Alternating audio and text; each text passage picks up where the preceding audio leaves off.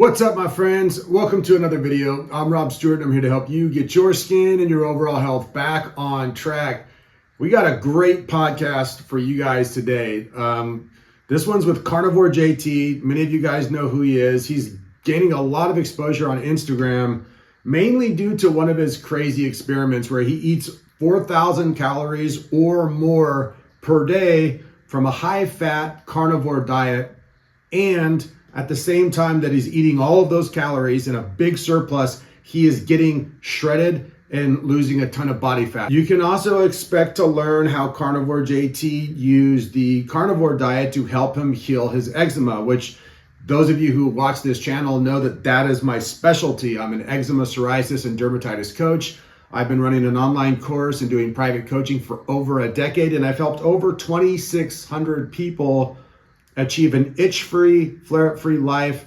So for those of you who came here for the skin health angle, we do cover it in today's video, and you get to hear JT's perspective about how the carnivore diet helped him with his extreme hand eczema. You can also expect to learn about how cholesterol and saturated fat, how it actually affects your heart health. And we're also going to cover the keys to making the carnivore diet work at its best. There's a lot of mistakes that people make while trying an animal-based or a carnivore diet. And today we set you guys straight so that you can have a lot of success if this is the diet style that you choose to try. Cover also a lot more good stuff. So enjoy the podcast. It's long, it's in great detail. Leave your comments and questions down below. Remember to subscribe and share. And if you guys need any help permanently reversing skin health issues like eczema, dermatitis, psoriasis, and rosacea, check the links in the description box. We've got private coaching. We have an amazing online course, and we have some free resources like a FLAREUP guide. All you got to do is click the links, and we'd be happy to help. Enjoy the podcast. How is the experiment going? It's going really well. The first section, I just finished the first 2 weeks at 3,000 calories, and I lost a little bit of weight, which was kind of what I expected. Honestly, I expect to maintain pretty close to the same weight throughout the entire time. Just because, and this is where it gets interesting, because everybody wants to equate it to calories, right? And we can get into calories, and we can, talk about their place in nutrition, but people assume if I'm eating the exact same amount of food and I raise my calories, well then conceptually I have to gain weight. Or if I'm eating the exact same amount of food and I reduce my calories, well then I have to lose weight. Like, that's thermodynamics. Like, people will incite the laws of thermodynamics and say that's just the way it has to work. And part of the reason I do this is because it's my contention that as long as you are metabolically healthy and you are giving your body the proper tools, your body will self-regulate. Right? Now, if I want to get super shredded, I'm gonna have to cut my calories probably pretty drastically. If I want to get pretty fat, I'm going to have to, really raise up my calories. But I think if you are metabolically healthy and you are eating, I'll use a Ken Berry term, right? The proper foods, that you have a very wide range of calories of caloric intake that you can go through without adverse effect to your body composition.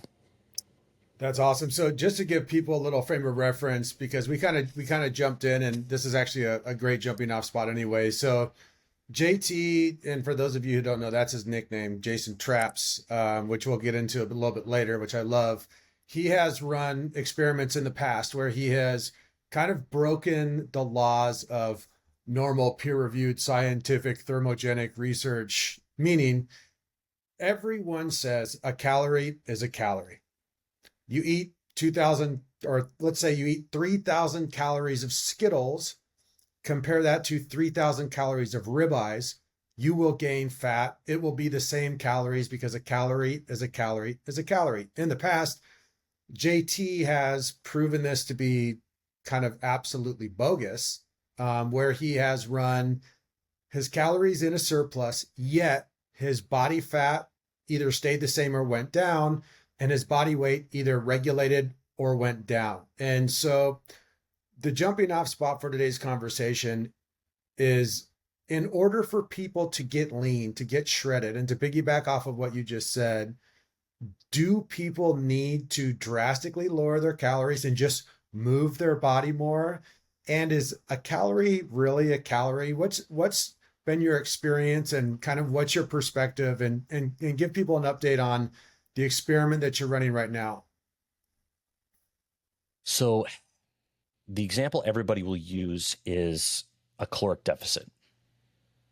And people who want to say a calorie is a calorie and it only matters about caloric deficits will often reference the Twinkie diet study, which was a professor, I believe, out of Kansas State who ate. Now, this is where everybody will get it wrong. I had a guy tell me that he ate only Twinkies and it was 3,000 calories. Now, he was a 200-pound guy. He was overweight. He ate 1,800 calories, 2/3 of which came from Twinkies. Twinkies or other, like, Hostess type products, that kind of stuff. And the rest was, protein shakes and some greens and multivitamins. And he lost weight. And people will use that as the food doesn't matter, it's just calories. I'm like, okay, to a point, right? Like any deficit that you go that big of a deficit, because 1,800 calories is a pretty big deficit for a 200-pound male, you're going to lose weight. With enough deficit, you'll lose weight. Right? I don't think anybody's debating that. And people have proven it, right? You'll see fitness influencers who are like, I ate McDonald's every single day and lost weight. Yeah, if you are able to restrict enough, aka you have enough discipline and enough willpower and motivation, you can lose weight eating anything. You can lose weight eating nothing. But that doesn't help the normal person. And so my contention, really since the beginning of the year when I started transitioning my thought process, was if it's truly just about calories, if it's truly thermodynamics, then what works for weight loss has to also work for weight gain, right? You can't have laws that apply to a deficit but not also apply to a surplus. And a surplus is much easier to identify how the foods actually react with you. Because like I said, if you go in a big enough deficit, you're going to lose weight regardless of what you eat. So my initial was, well, what happens if I go into an obvious surplus? Because 4,000 calories is above my maintenance, right? My BMR is about 2,000 calories using, the most scientifically accurate equations. I don't have a ton of activity. I've been tracking it through this experiment. I'm about 5,000 steps a day. I don't do cardio. I don't, do high intensity workouts. I work out 4 to 5 days a week and I burn 500 to 600 calories a workout. So everything that we have, 4,000 calories is way above my maintenance, which means I should gain weight. And it was my contention that if I have extra fat, right? I was about 200 pounds when I started this back in February, knowing full well that I had a good 5 to 10 pounds that I could get rid of. I was still lean, like I still had abs. But I knew that I had, from where it's easy for me to walk around, I had 5 to 10 extra pounds. And so conceptually, I was like, you know what? I honestly think I'll lose weight because in my experience, the moment I clean my diet up, that's when I shed fat. Doesn't matter how much I eat. That's what happens. And so over the 3 weeks I lost, I'll have to go back and check, but it was like 4.5 pounds, 5 pounds. And it was like fat. Like it wasn't water. I'd been doing carnivore for a while.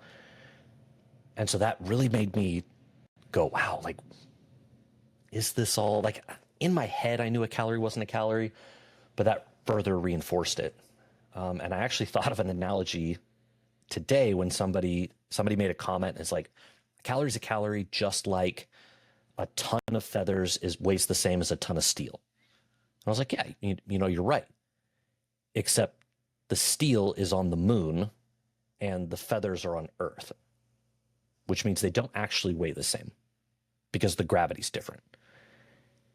And if you take a calorie, and I like to use extreme examples, right? Because everybody wants it to be, oh, well, no, that's what no, like you can't make a blanket statement and then not have extremes be true. So I did a video on firewood, right? Like there's calories in firewood. Put a piece of firewood in a bomb calorimeter and you will get a reading. But that's not a calorie to the human body, right? And everybody's like, well, it's a food calorie. Well, there's no actual definition of what a food calorie is. A calorie is a unit of measurement. But our body views those differently. And the easiest one with that, and there's actually a paper out there titled "A Calorie is a Calorie" is contradictory to the second law of thermodynamics. And the basis of it is the reason it's different is because of the thermic effect of food, right? So if I eat protein, I'm going to lose almost 30% of that to just pure digestion, to the metabolic inefficiency of my system. Whereas if I eat fat, I'm only losing about 0 to 3%. So that right there says, no, that there's a different response just trying to metabolize this, which means I can't view all calories the same. And it's been a huge point of contention, but I have numerous times said, all right, if it's the same, somebody just eat a whole bunch of sugar and I'll eat a whole bunch of steak. And I'm going to tell you right now, you're going to gain weight and I will either stay the same or lose weight. So how does that work? Like, how can you say they're all the same, but then, right?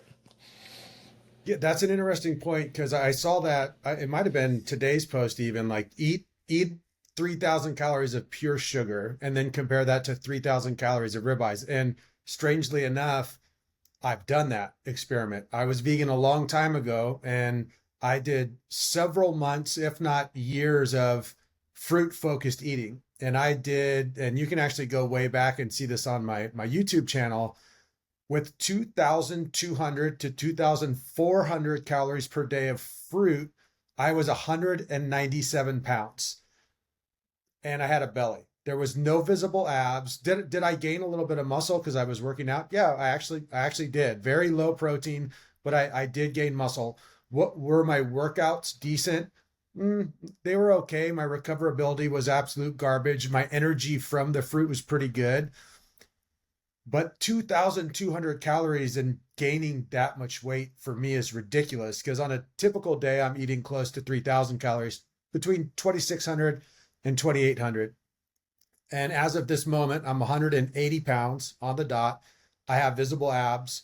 I have visible veins in parts of my body, which usually mean you're pretty lean, like my lats and the upper abs and the lower abs, where the iliopsoas is, like veins where people don't normally get veins. Like, okay, cool, veins in your arms. There's NFL linemen with veins in their arms. That doesn't count. But when you start to have striations and veins in your non-midsection core and your lower abs, you're at some level of leanness. Now, there's always debate like, well, this is what 10% looks like, or 12% body fat, or 6%. I'm like you. I don't care about that. But I have proven your experiment to the T, a fruit-based, a carb-based, a sugar-based diet, and I'm talking 85% carbohydrate-based, I gain fat really easily, despite cardio, sprinting, high-intensity intervals, daily workouts, resistance training. And then, similar to you, I do lift weights, and I would say I'm actually pretty active because I live on a farm. I got ADD, so I like to play a bunch of sports and mess around and do a bunch of stuff. But it is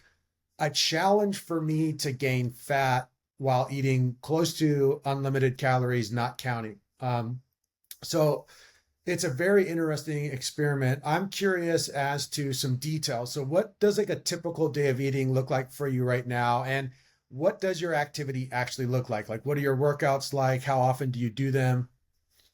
Yeah, so right now I'm in the 3,500 calorie phase, which is pretty close to what I would normally eat. It varies between 3,000 and 4,000 depending, right? I tell people, like, I eat when I'm hungry and I eat till I'm full. The only time I ever track is when I'm doing a social media experiment. And the reason I know that works is I am today almost to the dot the weight of my profile picture, which was taken at the beginning of the year. It was like December 30th was like the picture. And people would be like, oh, you're not as lean as your picture. And I'm like, I'm like you with the veins. I don't get arm veins. Like, you can see a little bit. It is actually one thing that has driven me nuts for 20 years. I don't get arm veins. I will get, and I almost have it right now, I will get a vein from my inner thigh up to my armpit, very visible, before I get bicep veins. Drives me insane. But anyway, like you said, like there's NFL linemen that have bicep veins. A little off topic, but like I maintain if I am eating this way consistently, I will maintain my weight within 2 to 3 pounds, no matter what. It doesn't matter. I took 6 weeks off from the gym, right? Like I didn't work out for 6 weeks and my weight stayed almost the exact same. So my activity, like I work from home, right? I'm behind a computer screen. I, take care of my little kids, but I don't walk that much, right? Like I wear my watch 24/7 and I'm about 5,000 steps a day. Like I just don't move that much. My workouts are a typical, bodybuilding type diet or bodybuilding type workout.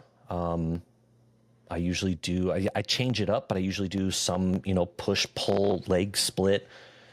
And then I run that back, 2 to 3 times a week.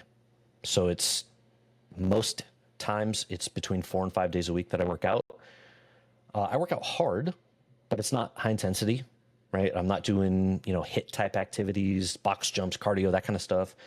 I don't do a whole lot of supersets.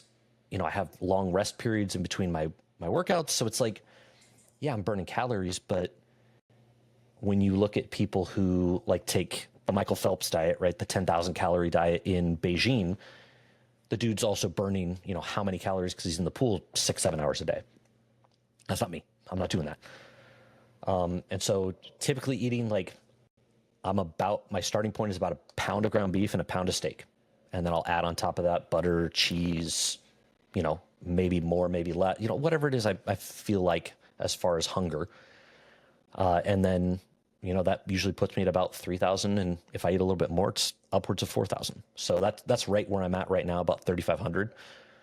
And so it's like, this is like normal everyday experiment for me. Gotcha. So ground beef, steak, and then some cheeses and butter is your typical day. For you, do you tend to eat in the morning? Do you wait till after your workouts? What time of day do you generally have your workout? Give some insight into that. So I try when I work out, I try to work out sometime in the morning. I'm up pretty early. I'm usually up before 6. So I will usually work out between 9 and 10 is when I would start. Sometimes it'll be 11, but I typically don't eat until after my workout. So I'm almost always working out fasted, which is a game changer for me because when I was on higher carbohydrate diets, I always had to time my food, right? Like I'm the guy that literally would have to eat as I'm walking out onto the gym floor. Now I can just eat whenever, right? It's 9 o'clock my time here and I haven't eaten yet. I'll probably eat when we're done here. So I'm not a super set schedule. Again, like I said, if I wake up and I'm super hungry, which doesn't happen, but if it did, I would eat. Like I'm not somebody, I intermittent fast accidentally, right? And so typically my eating schedule is a late morning, 10 or 11 eat, and then I eat early evening, like 4 or 5. And that's usually my food split up between 2 meals. And then maybe I have some, cheese as a snack in between, but it's almost always, that 5, 6, 7 hour window in between. And then, a solid, 15, 16 hours in between my last meal and my first meal. Gotcha. So like a natural intermittent fasting without really trying, which I also think that the easiest way to intermittent fast is using a decent last meal timing. If you're having your last meal at 10 o'clock at night and you're getting up at 6, well, that makes intermittent fasting naturally a challenge. For me, I tend to have a similar eating structure to you. I have an early workout. It's usually done by 7:38. And so by 9:10, I'm starving. And I tend to have that biggest meal be the one after my workout just because I'm the most hungry. I also find that naturally that keeps me super satiated, mentally focused, feeling really good all the way until somewhere between 5 and 6:30, which then I'll have another meal, which tends to be a tiny bit smaller, but still substantial. And then I don't normally need something. Now, I can't go to bed starving. I'm not one of those dudes. If I'm starving, there's no sleep happening, which is just what it is. And so if I'm hungry and it's getting 7:38, I might have another snack. And then I sleep like a baby. And I find that to be just like no planning, no thought, just eat when I'm hungry, kind of listen to my body. If I'm really hungry, I eat more. If I'm less hungry, I eat less. Do you find with your meals that they are calorically about the same, the two meals that you have, or is one bigger than the other? They're typically about the same. Sometimes if I have, and here's the other thing about the eating when I'm hungry and eating till I'm full, I will I will base it essentially on like the size of my steak, right? Like, so I went over like 70 calories on one of my days because I had a 21-ounce bone-in ribeye that I didn't feel like leaving the last, ounce on the plate. So I'm like, I'm just gonna eat the whole thing. So that will factor in. I usually choose what food I'm gonna eat based on what I feel like, right? Like, do I feel like steak right now or do I feel like ground beef? And so the size of the meal will depend on that, right? If I eat a pound of ground beef and I'm like, oh, that's the one I want to eat now, that'll be a little lower in calories than when I eat my, pound and a half of ribeye later in the day. If I want steak, then I'm going to eat the pound and a half of ribeye then, and then I'll eat, the lower one. So when I tell people that I'm super simple, right? Like I might do recipes, right? I might, I've got a cookbook. I might do all these things that look fancy. I'm super basic with my food. And there's not a lot of structure, right? Like I pick which one I want to eat and then I eat how much I have. That's honestly it. There is not a whole lot more thought process than that. Yeah, I feel you. I feel you. It does kind of keep the whole thing pretty straightforward when you are just eating when you're hungry, stopping when you're fully satisfied, and then repeating as many times throughout the day as you need to. I love that because I too come from a background of being an ex-athlete, and when you go from being a stupid high school kid and not giving a shit about what you're eating and eating whatever to kind of like trying to figure that out, it can be dogmatic and stressful. I'm like, okay, I got to get this many grams of carbs pre-workout. And then, oh, I have this magical fairy tale hour after my workout where I'm, my hormones and my testosterone needs to be fed. And it's like this feeding window, and it can get a little reductive sciencey. I'm curious, with your ground beef, do you go for fattier cuts like 80/20 or even 75/25, or do you go with leaner ground beef? How does that work for you? It's almost always 80/20. The reason I do 80/20 is I have found that a 70/30 fat to protein macro split is kind of my sweet spot. To break that down for people listening, 70% of my calories come from fat, 30% calories come from protein.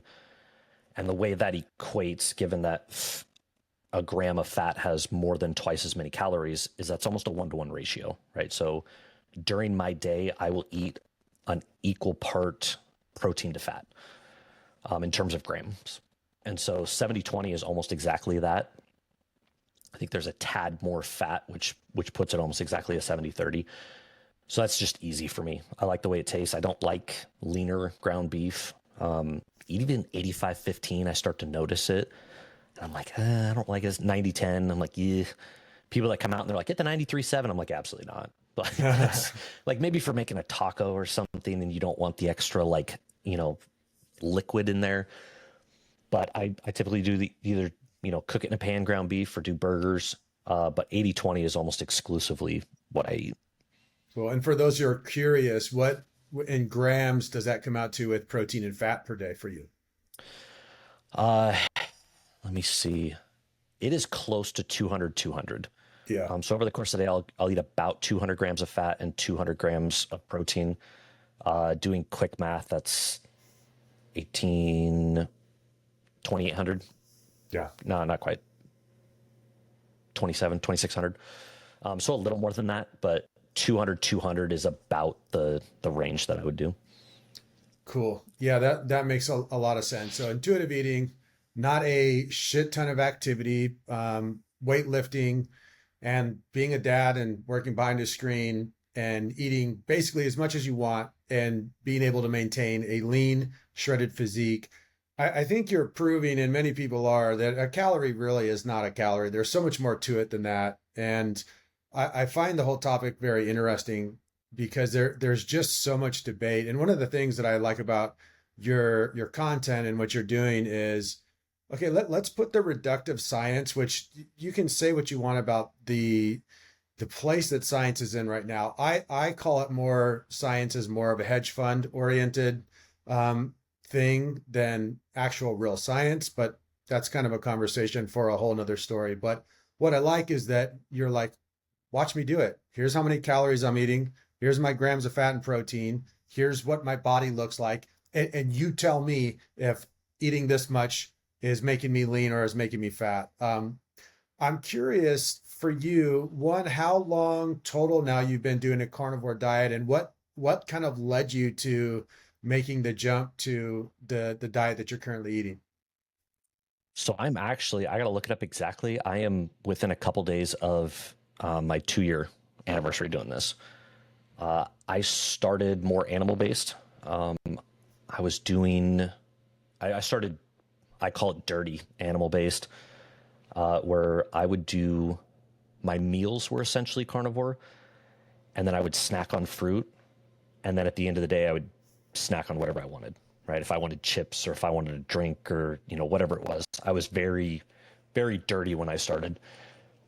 What led me to it was I got dad bod, right? And I've covered this in a couple of videos, and inevitably a lot of people don't see it. And so there's always this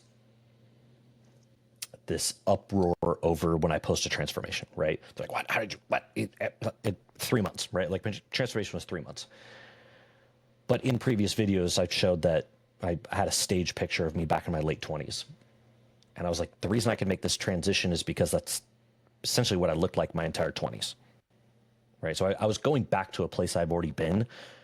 I was not somebody that's been overweight my entire life and then just found this newfound fitness, right? So that's a huge component. How could I do the transformation? Because I've been working out for 20 years, right? I just took a 2.5 year break because I had kids. I was working a lot. Like, I chose my family over the gym. Is that an excuse? Yeah, I made an excuse for it. But that's what I did at the end of the day. And so when I finally decided to change that, I tried to go back to my old tricks, right? I tried to go back to my bodybuilding days of, tracking my macros. I did Whole30, right? Just whole foods, no processed foods. I was like, that is my ticket to losing weight. And I did. I started to lose weight, but I didn't feel good. I was like, how? How am I not feeling good eating absolutely zero processed food, right? Like single ingredient, lean meats, adding in, my healthy fats, eating my vegetables. How do I not feel good? And I did it for 90 days and I was actually mad. Like I was upset because I felt terrible still. And when I say felt terrible, some digestive issues, bloating after every meal, midday energy crashes, less than ideal sleep. And I was like, everything should get better. Like I cleaned up my diet, everything should get better. So I put all the weight back on. I was that upset with how this was going that in the next month and a half, I put all 15 pounds that I lost back on. And then I went to Vegas for an anniversary, and for really the first time in my life, I did not want to take my shirt off. Right? Like I'm the guy who's, since I have been, alive, I've been the guy who always has my shirt off. I'm that comfortable with how I look. And this was the first time I was like, something's wrong. Like I got to fix something. And my wife had been sending me Paul Saladino videos for people who like or don't like him. He has done a ton of bringing people to this type of eating. So I was like, I can get behind that. Eat red meat and fruit, done. And how good I felt instantly. I don't think I could ever go back to eating any other way. Even eating, whatever snack food I wanted at the end of the day, even drinking on occasion, even going out and having, desserts, whatever it was, I felt so good right away. I'm talking within days. And I'm like, this isn't just a fluke.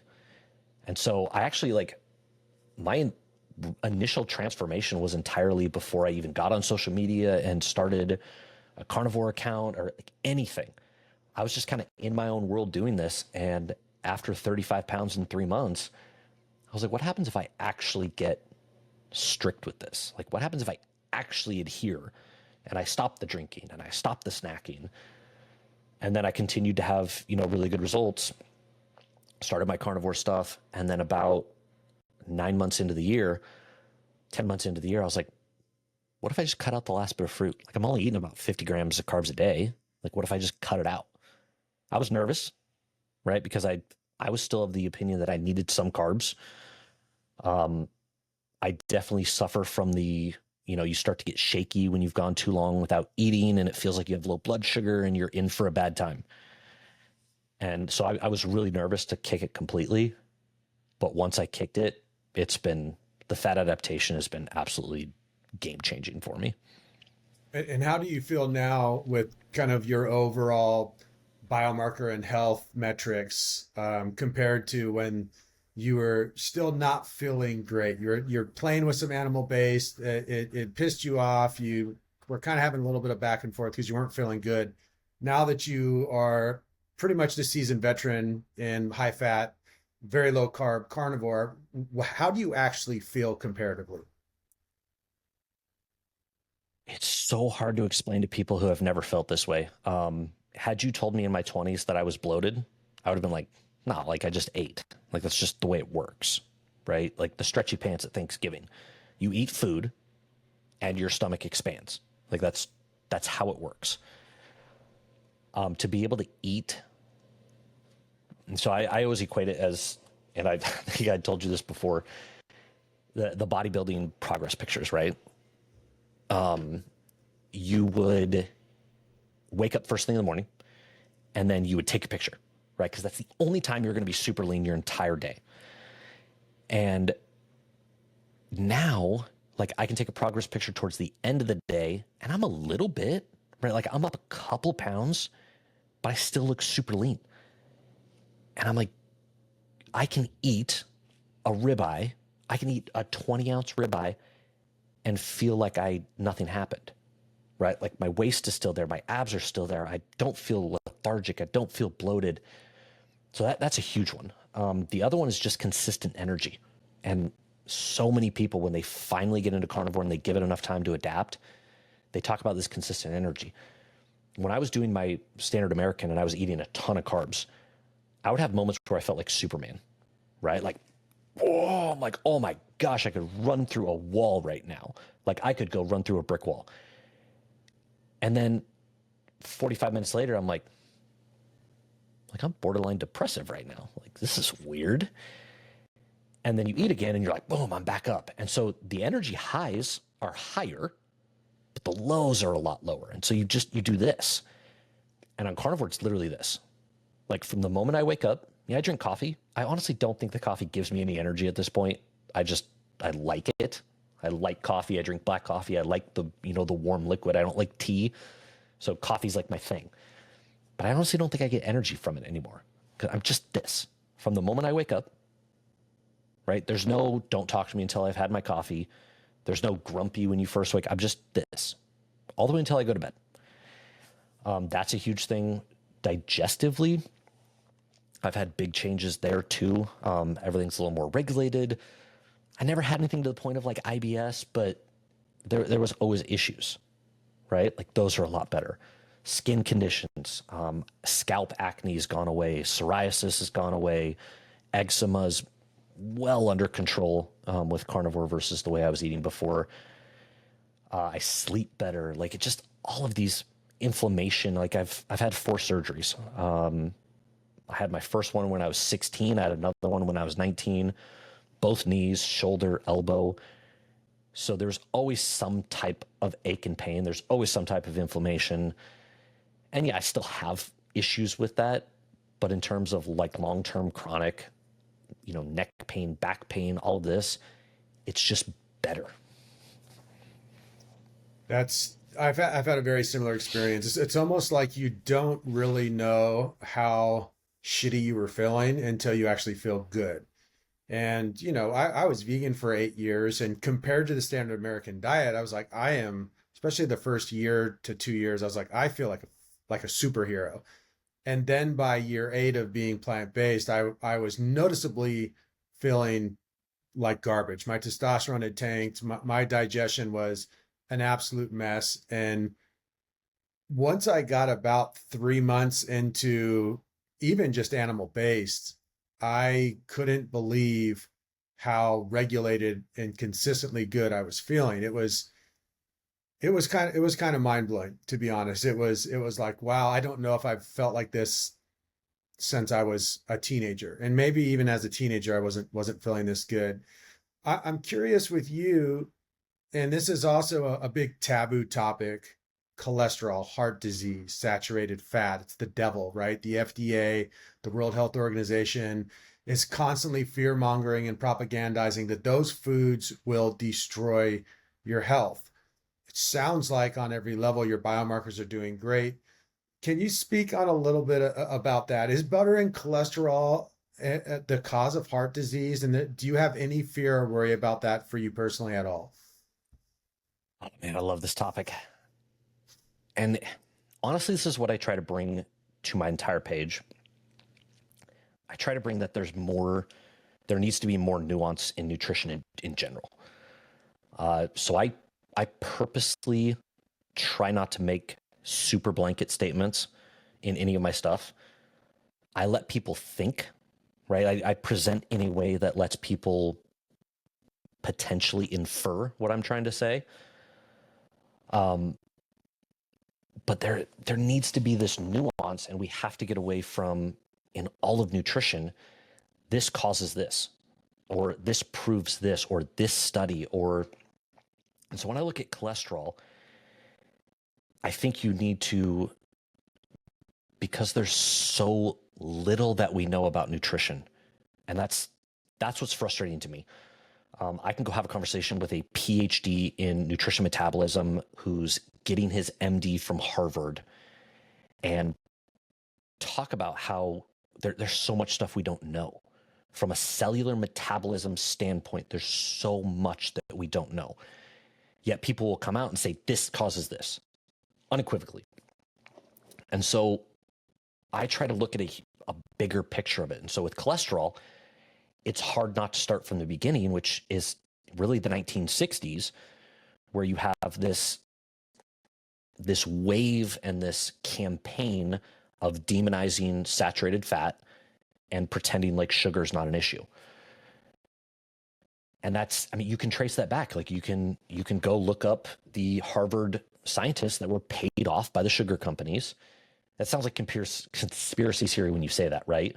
But there's actually groups. There are sugar conglomerates. Like there's the American Beverage Association. There's the Artificial Sweetener Society. Like there are these groups that influence stuff. And back in the 60s, they paid off scientists to manipulate data. Yeah, anyone who wants a little bit more on that, just look up a gentleman by the name of Ansel Keys and do a deep dive. Try to get a well-rounded look at who this gentleman was and what he did. And if you are doubtful of what we were saying right now, unless you're a totally non-logical person, your mind will be pretty blown about this topic. So just wanted to throw that in. No, and that was exactly where I was going next. Ansel Keys, the Minnesota Heart Study, is essentially the basis for our modern cholesterol hypothesis. And you can deep dive into how choosing the groups of people that he did backed up his, hypothesis. And had he actually included all the data, it wouldn't quite have been, the outcome that we have. But so that's where you start, right? And then you have this huge decrease in deaths from heart disease, like the rate of death from heart disease. And so then people start to say, well, we had this huge campaign about not eating saturated fat, not eating cholesterol, and heart disease went down. Like, okay, well, so did medical technology, right? Like, so did awareness of it, so did diagnosis of it, so did treatment of it. And then you have the rise of statins and basically the entire lipid lowering industry for drugs. And I don't think in modern society you can look at something that is so profitable and not be skeptical. And when I mean profitable, Lipitor, which is the pioneering drug from Pfizer, made $200 billion before its patent expired. $200 billion from one single drug. So to think that there might not possibly be something behind that, like to just take everything they say at face value, is absolutely wild to me. And then you go further into some of the research and you look at the consensus statement that the European Atherosclerosis Society produced, which is what every cardiologist will cite, right? They're like, this is the consensus of what cardiologists thinks, and this is law. And they say LDL causes atherosclerosis. Oh, and by the way, we think you should treat it with lipid-lowering drugs. And you're like, okay. But then you look into it further, and the entire consensus panel, that's what it is, right? It's a group of individuals they chose. Hey, you guys look at the data and give us a statement, and we'll believe it. It's riddled with lipid-lowering companies, right? I did a video, and that's honestly what kind of got me going on social media. I did a video that broke it down, and there were eight major lipid-lowering drugs, like Pfizer and Merck and Amgen. And in their conflict of interest statement, they were listed 154 times individually. Like, it's literally like a 600-word long conflict of interest statement. And I'm like, okay, so that's another red flag. Like, you cannot tell me when companies have this much money invested that I am now supposed to listen without, any type of, I'm just supposed to believe wholeheartedly that your recommendation that benefits the people who paid you might not have any conflict here.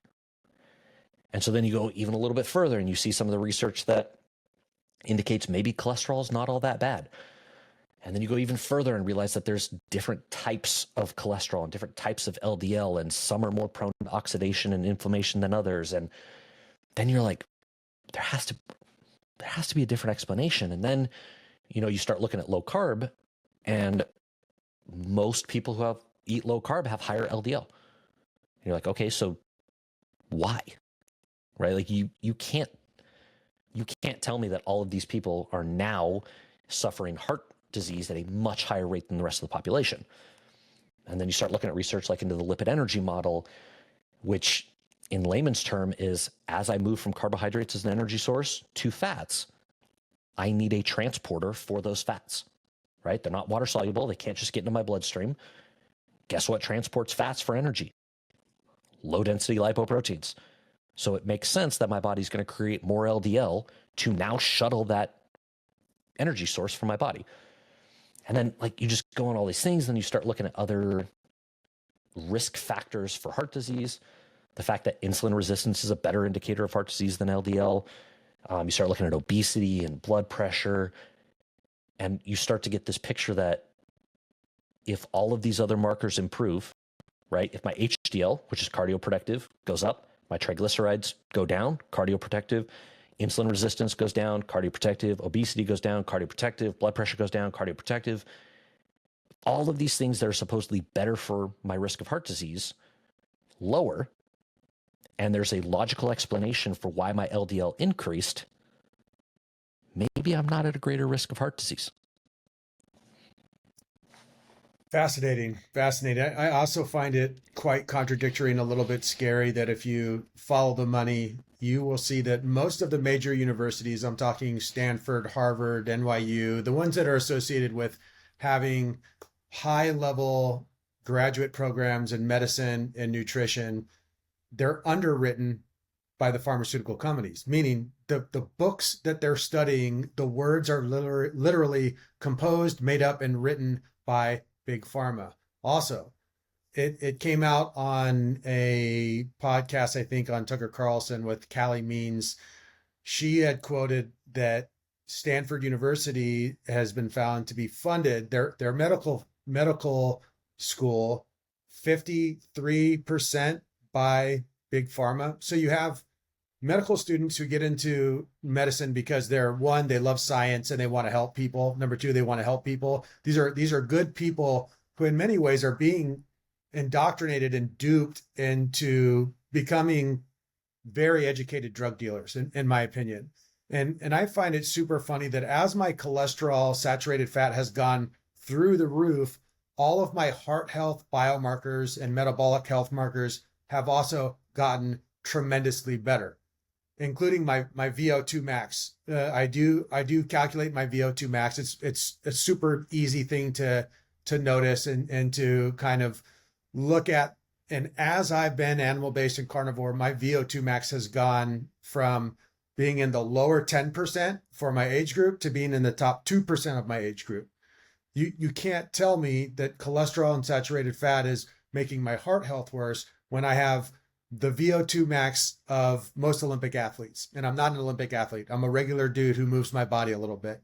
So, and I understand that's an N equals one, but to me, what real science is and what I think more people should do, and this does kind of lead me to my next question for you, is personal experimentation and following your own body's biomarkers and metabolic signals can really tell you everything you need to know. And some peer-reviewed, reductive science, very biased paper is probably not going to tell you what you can just find out by running a simple 3 to 6 month experiment on yourself. So this is the segue. So, this is really funny. According to social media, me and you are enemies. Why? Because on certain days I eat carbohydrates. Holy shit. I might be kicked out of the ultra exclusive carnivore club, which unfortunately I'm seeing a little bit more weird dogma. It's kind of turning a little bit vegan, which all groups kind of go on that route. But what I'm saying is, on paper, people want to draw the conclusion that, well, some days because Rob has elevated carbohydrates, sometimes up to 300 grams. Other days it's around 50, and other days, 3 or 4 days out of the week, it's at 0, that the things that I'm proving for myself are at odds with the things that you are proving for yourself. And I just want you to touch on, because I commented on a post a couple of weeks ago saying that this is a super important fact. How different is each individual? And even with yourself, you went from a dirty animal based where you're having carbohydrates, and then you played with the meat and fruit, and you kind of got into that, what I call the weird range of carbs, like 50 to 70 is like the body's almost like, do I go into gluconeogenesis? Do I try to use these carbs? I can't get into ketosis. And now you are, super high fat, ketovore-ish, if you want to put a label on it, carnivore high fat. What does individualizing the diet mean to you, and how important really is that? To touch on a thing you said, I don't know if you've done this research. It is pretty apparent that VO2 max might be the single greatest predictor of longevity of any marker out there.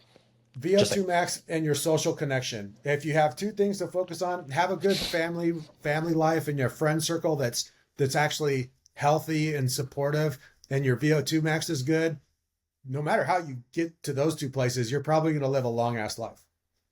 Exactly. Yeah, there's a lot of dogma. And I actually spent the first year and a half fighting a lot of the dogma. My name was still Carnivore JT. Lots of people would be like, "You're not carnivore." I'm like, I don't care. Right? Like at the time, Paul Saladino's handle was still Carnivore MD, and he was very heavily animal based. I'm like, you're being dogmatic. Like stop. We're not vegans. Right? Like carnivore is essentially animal based. If you want to include some fruits, do it. And so I think when it comes to the individuality, here's the other thing. People like to assume a lot of things based on my name. I do not think we're carnivores. As like a species, a classification of animal, I do not think we are carnivores. Obviously, we're omnivores. Sean Baker's on record saying that. Like, I don't think anybody, some people do think this, but we're designed, we can break down and utilize a lot. I also think it doesn't matter. Who cares what you're called? Do you know a panda bear is technically carnivore? They're a carnivorous animal.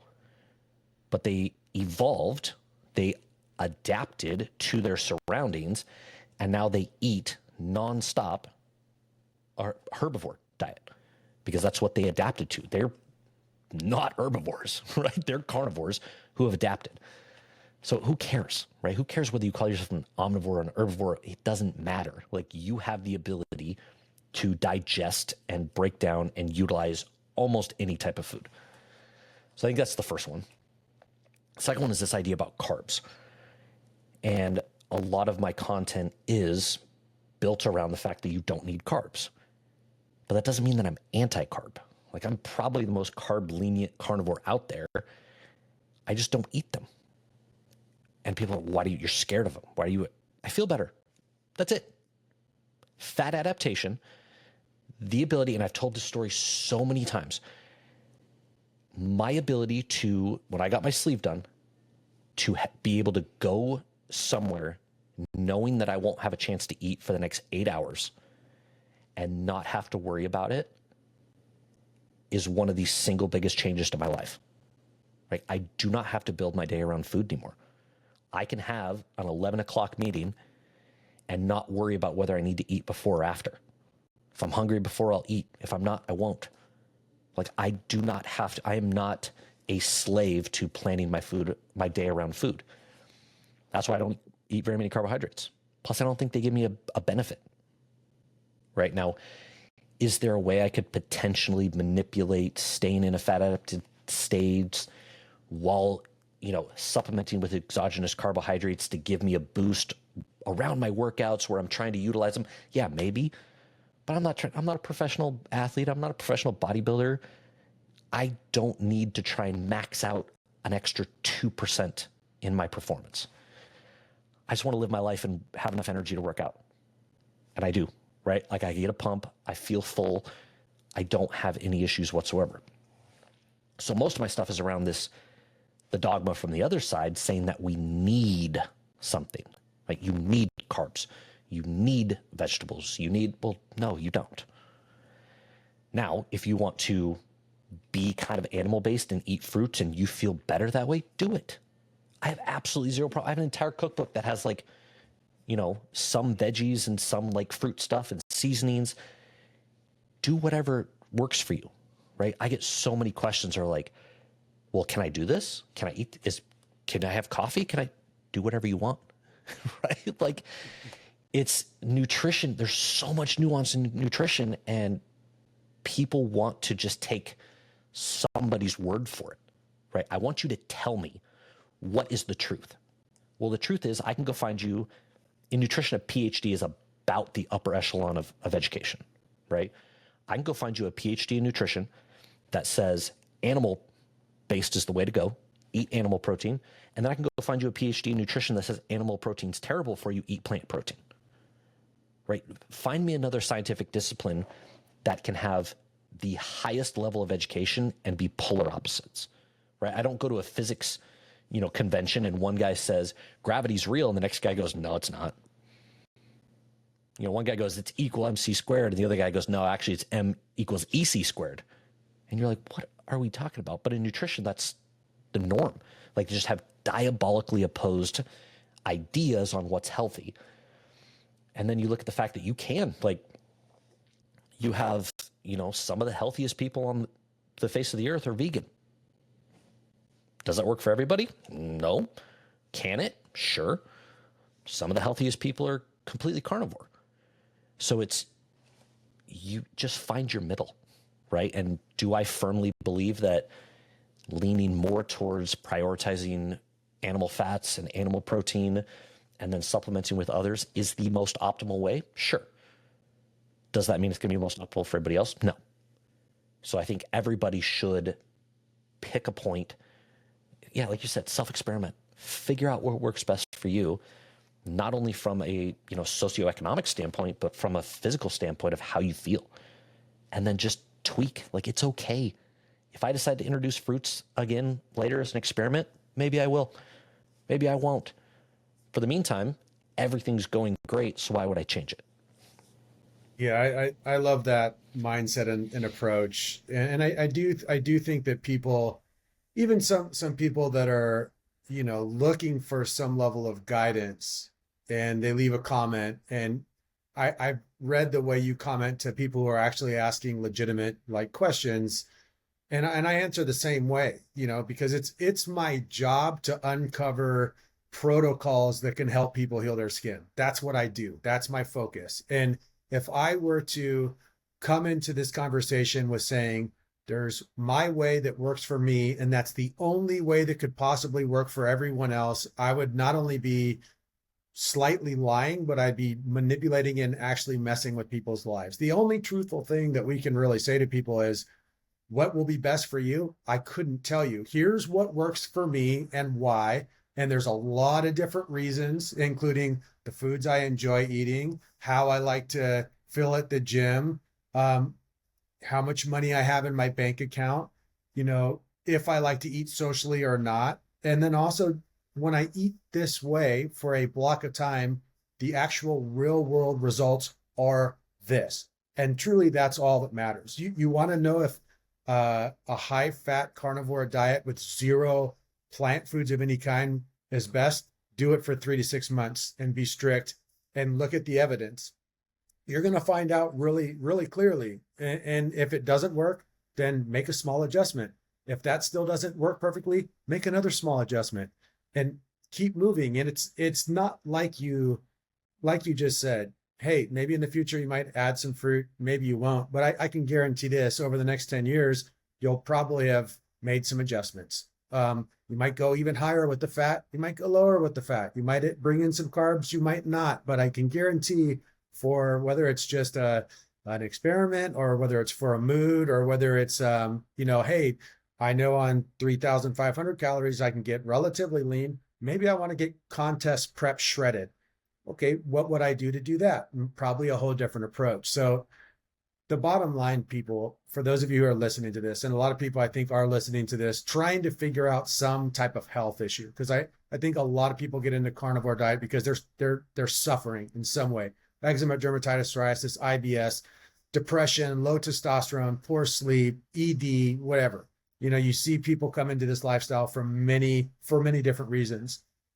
Be disciplined enough to take 3 to 6 months out of your life and be strict with one approach, and then be honest with your results. If the results aren't what you want, make an adjustment. That's the only real way you can figure out what diet works for you, period. I completely agree. And people refuse to look at the way you eat like they do the rest of their life, right? Like, say you're going to make a career change, right? You're going to go into sales. Let's say insurance, right? That's a huge one that people will do. You're going to go into insurance sales. You sit down with somebody who's going to hire you for insurance, be like, all right, you got to give it 6 months, right? It's going to take you a while to learn. It's going to take you a while to build a book business, mortgages, same thing, right? Give it 6 months. Give it 6 months to a year, and you'll see, right? Can you imagine if somebody went to, and they do, right? These are the people that are not successful. But can you imagine if you went to a job, career change, and 2 weeks into it, you're like, yeah, this ain't working. I can't do this. Like, we'll do anything, the gym, right? Like, give it 6 months. And people will tweak stuff like, oh man, I found out that if I get gas from Costco as opposed to Chevron, I get a little bit better gas mileage. I'm going to go to Costco, continue. But we won't do it with our food. And so I 100% agree.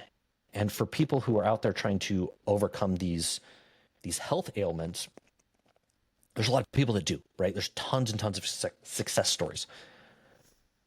But people equate this way of eating as you only eat that way when you have no other choice. I do. I could, and this might make people mad, but I could literally eat whatever diet I want, right? Like, I don't want to eat the standard American diet again. Like that, I had some skin issues come back with that make me never want to touch that again. But I could literally eat however I want.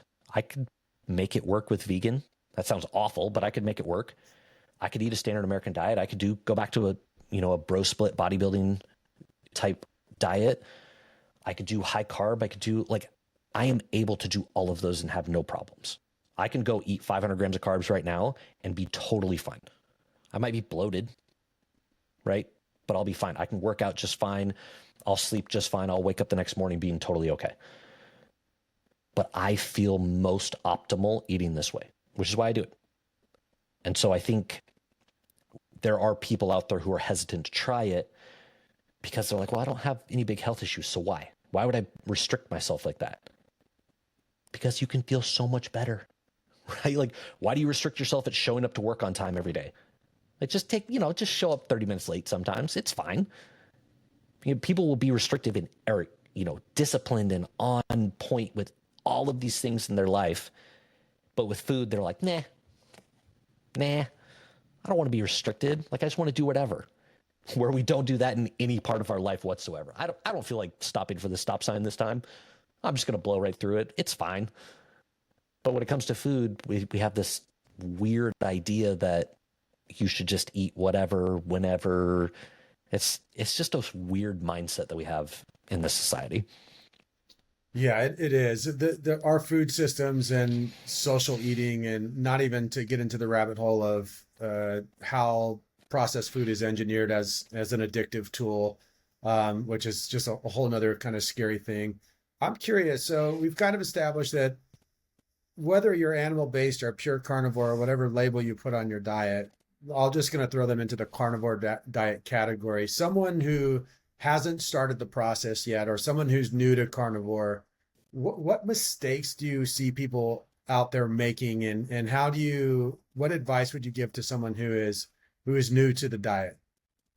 I think the biggest mistakes, there's a couple mindset and then a couple like practical mistakes people will make.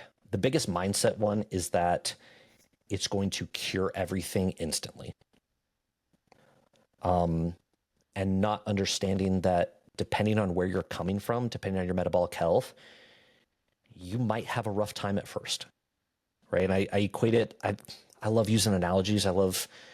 People love to, freak out when I use analogies. But I use it like a car. Like, say you have a 20-year-old car and it's been a gas engine forever. And then one day you're like, I'm going to put diesel in it. You're like, well, that might not work so well, right? Like, you might have some issues. It's what you're doing. Like, you've been running on a carbohydrate energy source for probably your whole life. And now all of a sudden you're taking it away. Your body is going to be like, hey, what are you doing? What's happening here? So you might go through some issues. Some people do, some people don't. So you got to give it enough time. Like, you have to, anything under a month, I think you're just doing a disservice. And then from a practical standpoint, it's not having enough fats, right? You are now replacing your fuel source from carbs to fat. And if you are not giving your body enough, now you're really in for a hard time. And also that'll help with digestion, right? Saturated fat is literally your, nature's laxative. If, you're having a problem one way, you might be eating too much saturated fat, especially in one meal. If you're having a problem the other way, you might not be eating enough. So that and electrolytes, people won't realize that they're getting a lot of electrolytes from these processed foods that they're eating, just because they're added in. And when you start removing that, you now realize that, you might be a little bit low and your balances might be off.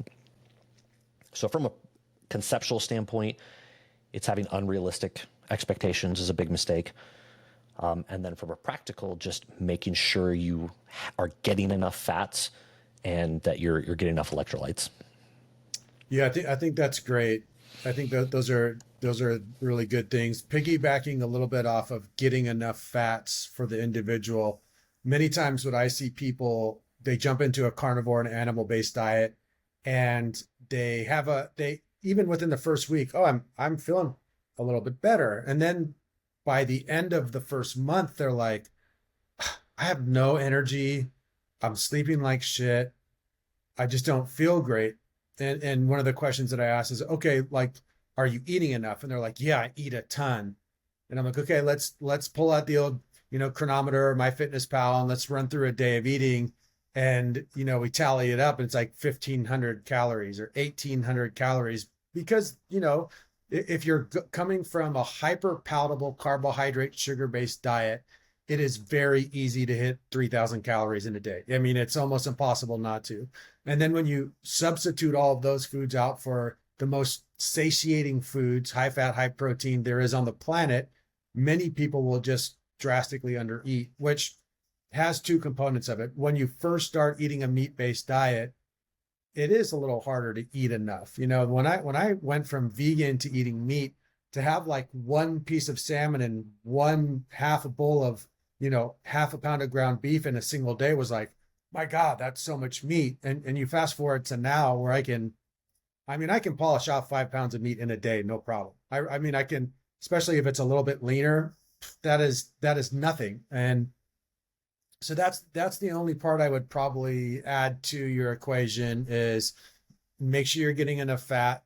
The fat helps you get enough calories, but also if you tend to not be in a super elevated high fat range, you make sure you're getting enough just overall calories. Because if you're under caloried, if you're in a deficit on top of being nothing but whole foods of meat, you are just gonna feel you're just gonna feel exhausted. Your sex drive's gonna go to the shit. You're gonna sleep like crap. You're gonna be moody, and it's just gonna be a big pain. I'm curious for you in terms of when you are going through these experiments, just to kind of circle back to these high calorie things, do you have to cognitively, purposely push in extra calories to hit 4,000?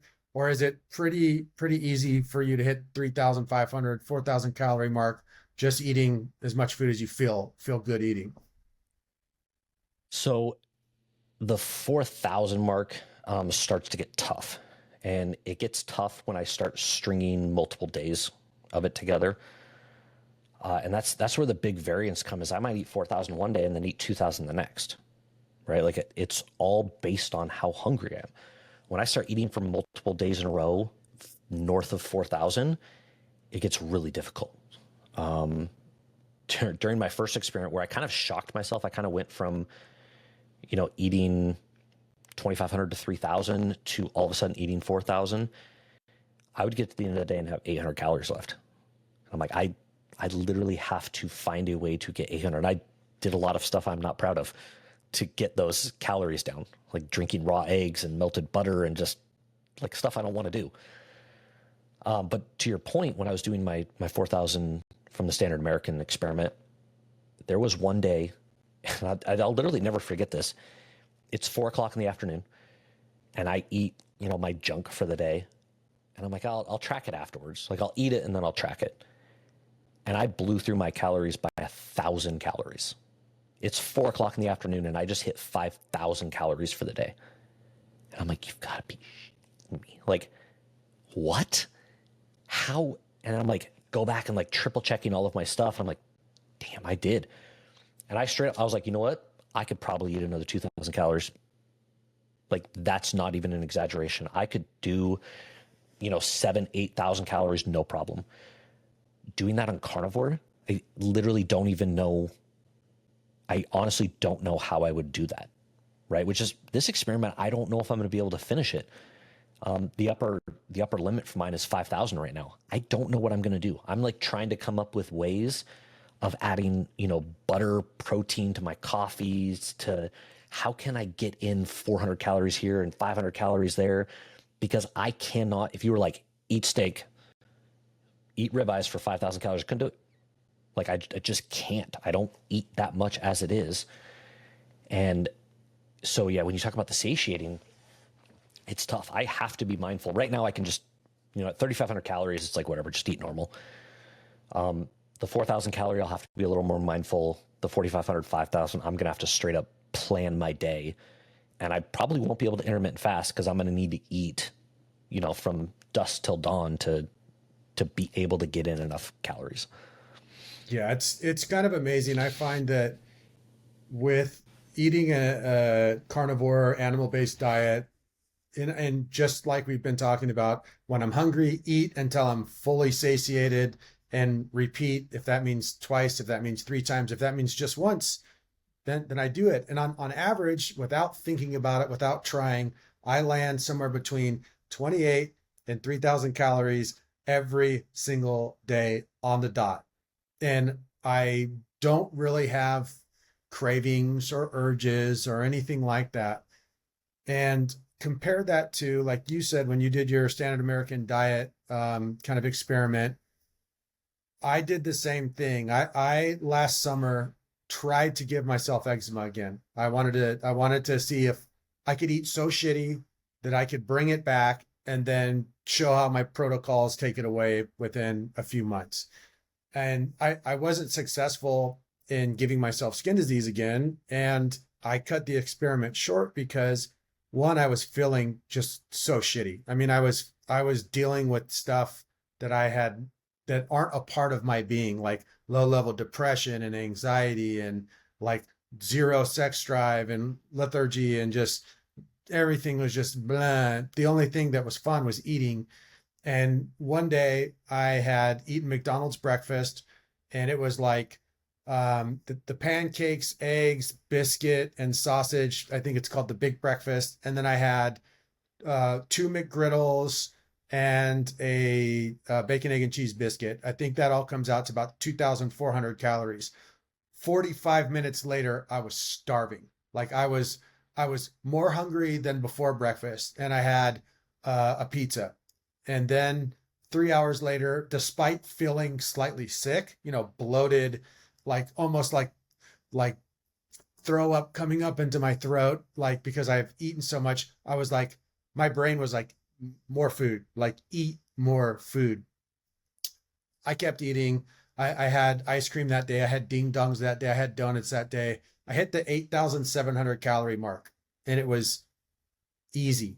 And what I noticed was that without trying on a standard American diet, I could hit 5,000 to 6,000 calories every single day with ease. And with just a little bit of pushing, I could get to 8,000 calories, like what I eat in almost 3 days of healthy foods. And I just found it absolutely shocking and a little bit sad of how many people that's their normal life of go and grab fast food, eat a shit ton, plus and I was doing diet sodas during the experiment just because I don't know why, but if I was doing 32 ounces of Coke, regular Coke, non-diet on top of that, it would have been even sky high. So people are doing this on a every single day basis. And it's just no wonder why we have a obesity epidemic and a mental health epidemic and a metabolic disease epidemic. It's wild. I love to see people doing these experiments. And like you said, a carnivore diet is it's not a cure-all. It's not going to fix all the world's problems. It's not going to, in 2 months, take you from being a completely sick person to being, you know, thriving elite athlete. But it also, it might. I'm curious as to where you're going to go next. Like what's in JT's brain? You're doing this high calorie, staying body fat low and dropping weight experiment. Are you just going to kind of like get back to normal eating after that? Or do you have any other like wild experiments that you have kind of hidden in your sleeve for later?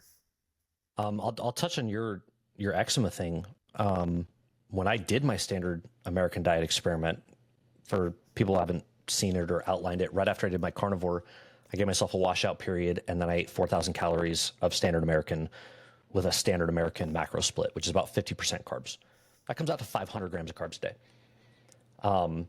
While I lost weight on carnivore at 4K, I gained weight on SAD. Shocker. It destroyed my eczema. Absolutely destroyed me. To the point that I almost pulled the plug after less than 2 weeks. And so I've had eczema my entire life. It's almost always manifested. In my younger years, it was super dry skin, especially in the winter, that would crack and bleed. And I've been hundreds of dermatologists, like tens, like so many prescriptions. Found some stuff that I would itch my hands raw in the middle of the night because I was allergic to. But as I've gotten older, I've been able to control it. And as long as I'm, mindful about putting, lotion on from time to time, it's not too bad. I straight up had weeping eczema. Like it was brutal. Blisters on the back of my hands, like oozing edema out of the back of my hands. Like I was carrying around tissues, like wiping.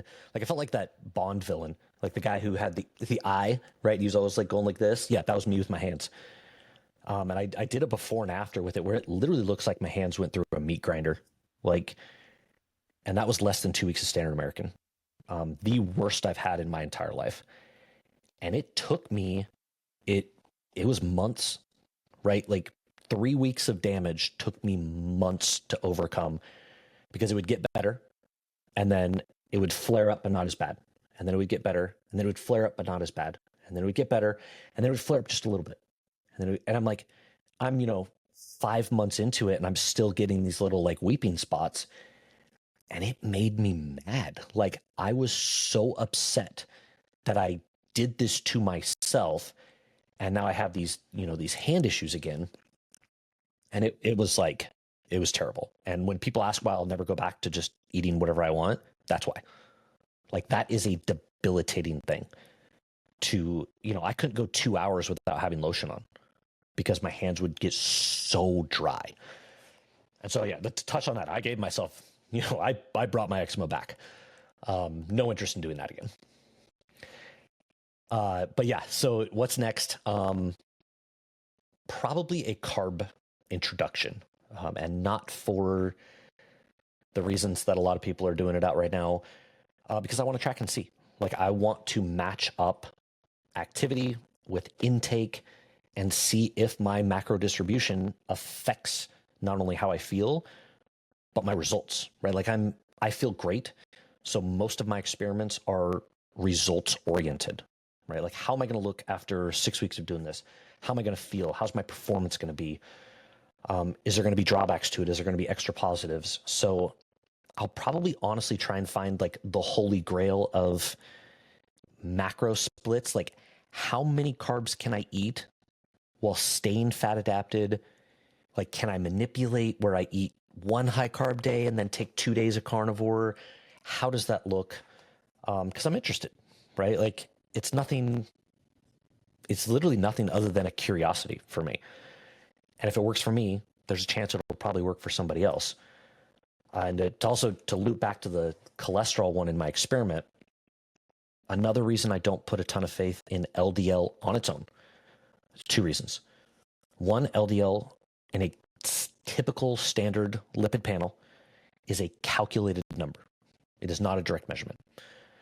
That is problematic because in a low carb, high HDL, low triglyceride scenario, it can quite often be wrong by a decent amount.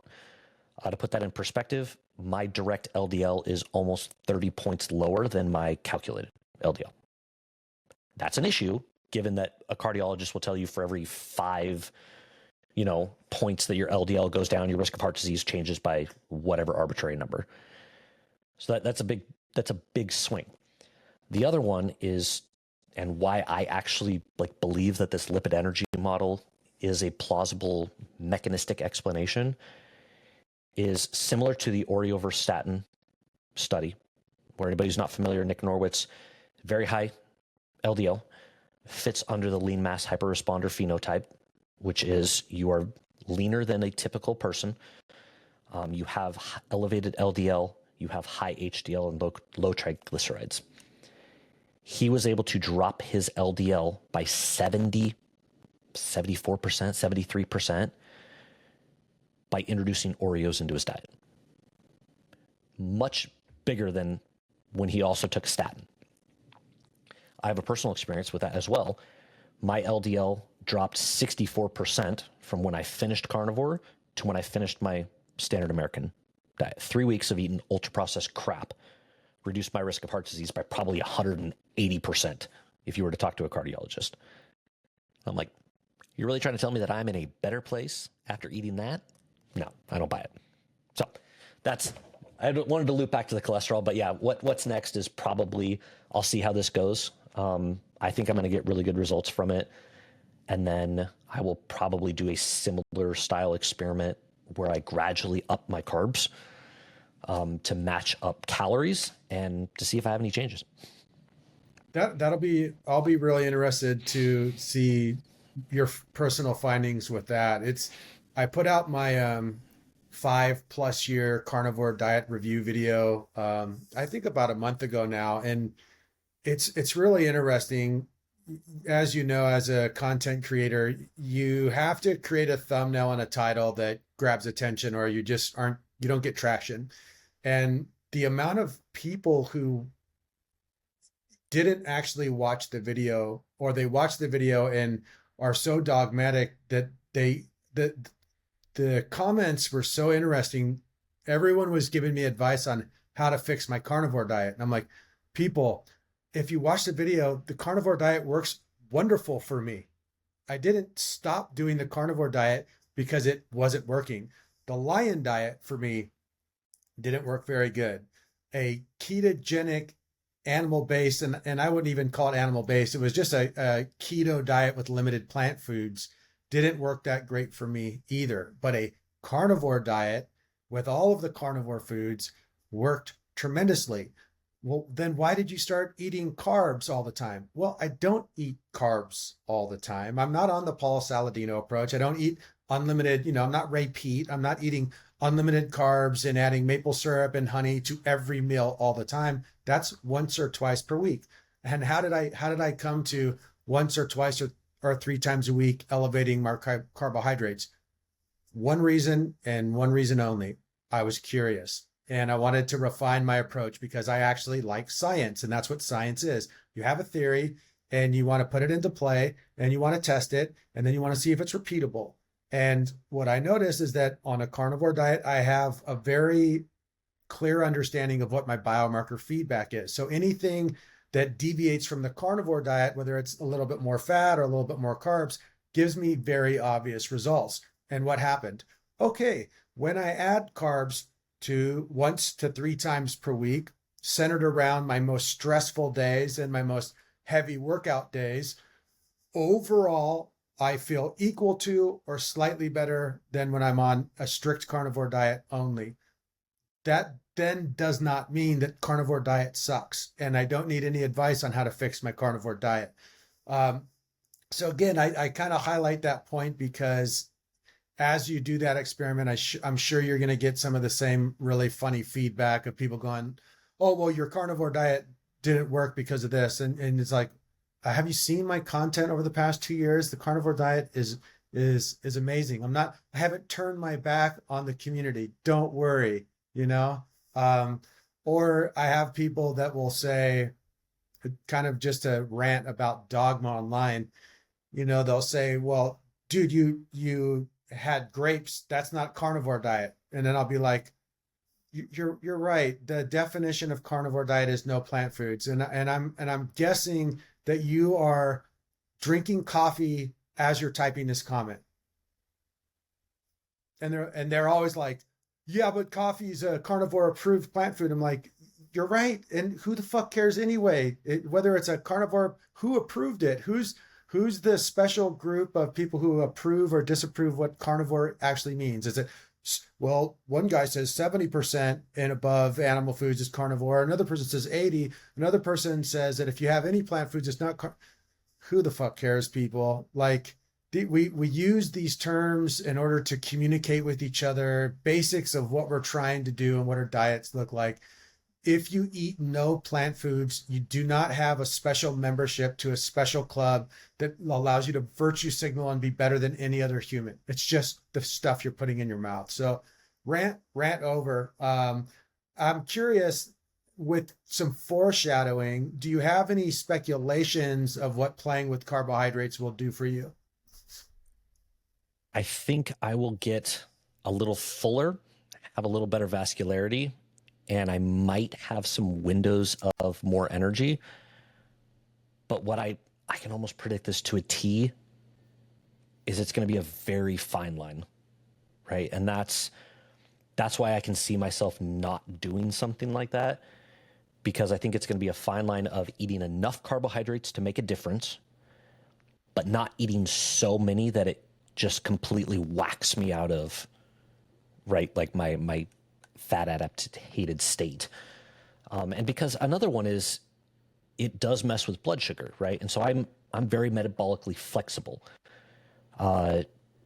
People like to use that one. They're like, oh, well, you only have good blood markers because of you don't eat carbs. And when I talk about good blood markers, my HbA1c is 5. My fasting glucose is usually between 80 and 85. When I did it for the experiment, it was 79. And my insulin was 1.6. Some people are like, oh my gosh, your insulin is so low. I'm like, yeah, but my blood sugar's in range, right? It just means I'm super insulin sensitive. After I ate the standard American diet, 3 weeks of 500 grams of carbs a day, right? Like I had 10,000 grams of carbs. My HbA1c was 5.1. My fasting glucose was 81, and my insulin was 1.7. Right? Like that is metabolically flexible. I can eat whatever I want and regulate my blood sugar. However, when I do it short term, right? If I'm doing carnivore for 2 weeks, right? And then I have a high carb day, say I just have a cheat meal and I eat 400 or 500 grams of carbs, my blood sugar is probably going to be 100 the next morning, fasted, right? And that makes you go, oh my, and it's probably going to be in the upper 90s for the next 2 or 3 days. So no matter how metabolically flexible you are, you still have these ranges. So my thought is that to eat enough carbohydrates to make a difference, I'm just going to mess with this fluctuations in blood sugar while my body tries to figure out what's going on. And it's probably not going to be the best state for me. I am willing to guess if I were to do a similar structure up to 5,000 calories that I would start to put weight on at a much different rate than carnivore.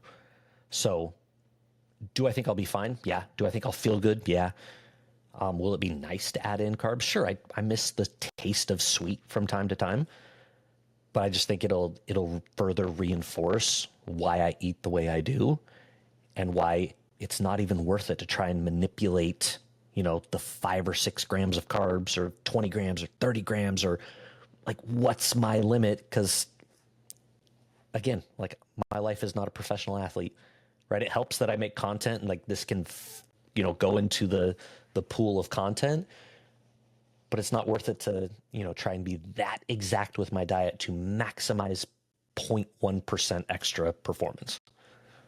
Yeah, I feel you. I feel you big time on that. It's fun for the sake of being an experiment to play with and make content around. And if it helps people and opens people up to different protocols, awesome. One of the things that I have definitely noticed that I think that your foreshadowing is really correct on, and one of the reasons why I do add carbs on is because I'm your typical, I feel too lean. If I'm on pure carnivore for 2 straight years, and I know there's going to be people out there that are going to be like, oh, poor guy, you're too shredded. We want to feel good. We all want to feel good. We all want to like the way we look. And when I'm pure carnivore and pushing my calories to the place where I'm eating to the point of pure satiation and not making myself sick, but eating more than enough, I just get a little too lean.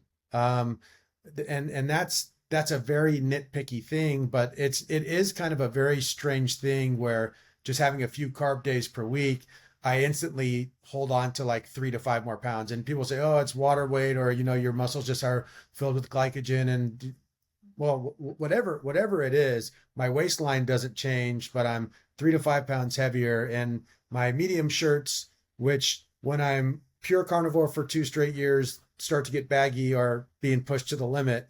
It's a little bit of a difference. And I think for me, my next experiment will be playing with eliminating carbs again and seeing if with elevated fat and getting more into a keto carnivore, can I maintain the body shape and weight that I like while still feeling really good and keeping my, my energy nice and stable. So again, it's just like, if it's not broke, don't fix it. And at the end of the day, the one thing I do know is that when I have my body weight in pounds of protein per gram per day, so basically 1 gram per pound of body weight per day, and all of the foods that I'm eating are whole foods, maybe it's a little bit of fruit, maybe it's not, I feel tremendously good. And when it's not, shit goes to crap really fast.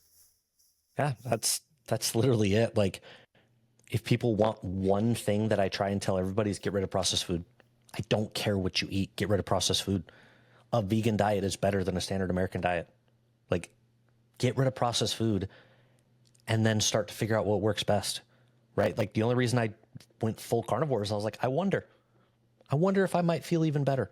I felt great animal-based. I feel great animal-based. I feel fantastic eating fruit. I love fruit. I'm not anti-fruit, but I'm just that much better without it. So why? Why would I? That's awesome. I have one last question, and this is kind of a bit of a weird one probably, and it's going to take a little bit of transparency. And I'll kind of start off by sharing. It took me, and I did come from a vegan plant-based perspective, which, just to give you a little background, I went into being vegan strictly to see if it would help make me more healthy. I was never under the false idea that it's better for animals or better for the environment. Unfortunately, it's just not. If you, the only thing that is regenerative farming, period. I won't get into that whole mess, but coming from that, it took me a while to unpack and deprogram myself from, holy shit, like I feel good, animal based, but am I gonna have a heart attack? Or I feel good, but I've been programmed for so long, and I've never really seen anyone eat just red meat as much as me. There was some fear. I don't have any of it now at all, just because I've been doing this for so long, and I completely understand that if I feel this good and my biomarkers are this good, or my metabolism and my metabolic health is at this high of a level, it's obvious what's going on. I'm just curious for you if you went through that at all, or if there's anything in your back of your mind where you still get a little bit of the old conditioning come in, and you wonder like, I feel good now, but fuck, am I going to hit 80 or 70 and this whole thing's just going to blow up in our faces? Yes and no. So I'm of the belief, and this can work both ways, and I've said it, I don't care whether you think we were created or whether we evolved. I am of the belief that our bodies are extremely intelligent. I think, coming from a sports background, coming from a sports medicine, that's my education's in sports medicine, you almost exclusively hear the upper echelon of doctors and physical therapists and exercise experts listen to your body, right? If it hurts, something's probably wrong. If you have pain, there's probably an issue. Like you don't just, your body is very, very, very good at telling you what's going on. So when I look at the way I'm eating, and I look at autoimmune issues getting better, I look at inflammatory issues getting better, I look at digestive issues getting better, I look at blood sugars being good, I look at blood pressure being good, I look at all of these indications that your body gives you that something might be wrong are improving. That to me tells me I'm doing something right. Now the naysayers will be like, oh, well, you just feel better because, reduce processed foods. No, I've come from that. I literally have dieted outside of like professional bodybuilders. I've dieted and manipulated more than almost anybody. That's not it, right? Like I know for a fact it's not the removal of processed foods. So I'm like, all of these things are improving. All of my markers are good. Could I still die? Could this blow up and I die at the age of 70? Sure, it could. But if I continue to feel this way and I continue to listen to what my body's telling me, like I'm 37, I feel better than I did at 25, right? Like I used to remember playing college baseball and rolling out of bed on a Monday morning at the age of 21 years old and feeling like an absolute bus ran me over, right? I know what it feels to feel old. Like I felt old from a very young age. I don't feel like that, right? So if I continue to feel this way and I'm at the age of 70 years old and I feel good and I'm playing with my kids, like my grandkids, and I'm doing all of these things, and then I die at the age of 70, I'll trade that for spending years 60 through 80 going through all of the issues that my grandparents did, all the issues my parents are going through. I'll trade that in a heartbeat. Take 10 years off. I don't care. And people think that's morbid, but I'm like, to me, it's about how am I able to enjoy what I'm doing? And I'm going to enjoy doing what I'm doing by feeling the way that I do, by not having to deal with all these skin issues, by not having to go to a dermatologist because I can't get, the psoriasis under control, or going to, digestive stuff, or being on medication. Or if I can get off all of that, I feel good. I don't have inflammation. I'm not stiff. I sleep good. I have good energy. I'll do it in a heartbeat. Sure. It might absolutely be the death of me, but I personally believe that my body is going to tell me, hey, you're doing something right. Like, we're getting better in all of these areas. Okay, cool. I'm going to keep doing that. Right. And if it cuts a few years off of my life expectancy, but my quality of life is good for the next 40 years that I'm alive, sign me up. Well said, brother. I've come to the same spot. Although the only caveat to that, and maybe I'm just a super optimistic person, is that, like, I have never met, and I'm talking about older people that I know, 75, 80-year-olds, 85, 90-year-olds, who felt metabolically good their entire lives, and then something out of nowhere just came up. Doesn't happen. That's not how the human body works. There is signals and signs and reflections in our daily feelings, how we feel, that are telling us exactly where things are going. Cool, man. Well, that is that's nice to hear that you are in that place. I think there are a lot of people out there that are a little confused and scared and don't know which way to turn. And hopefully our conversation today, helps people along their journey. Or for some, maybe it will confuse some people even more, and maybe that's exactly what they need. But it's been a pleasure talking to you, man. I love your perspective, and your content's great. For people that would like to, that don't already know, where can they get a hold of you, and what's the best place for people to connect with you? So I'm on pretty much every social media platform at CarnivoreJT. My website, theinnercarnivore.com. It's also the name of the podcast, The Inner Carnivore. That's most of it. I've got a bunch of other stuff with it, but I'm pretty active on all of my social media platforms. Instagram, probably the most. So those would be the easiest ways to connect. Awesome. Really appreciate you coming on the podcast today, and I look forward to all of your future experiments and content. Thanks for having me on. All right, man.